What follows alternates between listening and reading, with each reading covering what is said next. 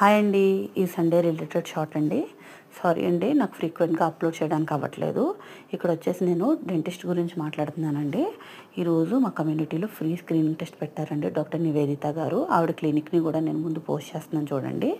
So నేను పిల్లలిద్దరం కూడా screening test చేయించుకున్నామండి.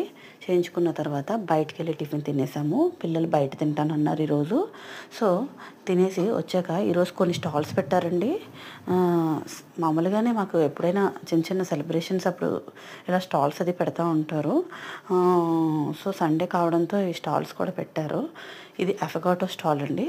Ice cream with coffee అని ఒక కాన్సెప్ట్ చాలా కొత్తగా అనిపించింది. సరే ట్రై చేద్దామని చెప్పి 2 ఫ్లేవర్స్ తీసుకున్నాను. ఒకటి పిల్లలిద్దరికి, ఒకటి నాకు. ఫ్రెంచ్ వెనీలా ఒకటి, మాచా అఫగాటో ఒకటి. మాచా అఫగాటో చాలా హెల్దీ అన్నారు. కొంచెం టేస్ట్ చేయడానికి కొంచెం బెటర్గా ఉంది, బట్ బాగుంది టేస్ట్.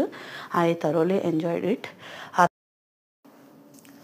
నేను వీడియో తీసుకొచ్చాను అడిగాను, వాళ్ళు తీసుకొచ్చి అన్నారు.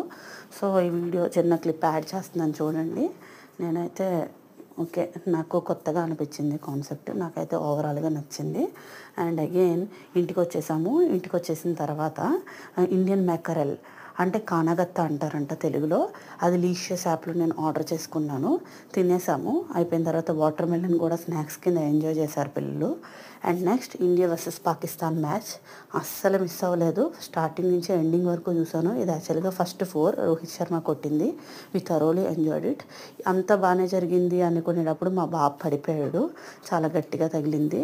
ఎమర్జెన్సీ సిచ్యువేషన్లో హాస్పిటల్కి కూడా వెళ్ళాల్సి వచ్చింది. మా నైబర్స్ చాలా హెల్ప్ చేశారు.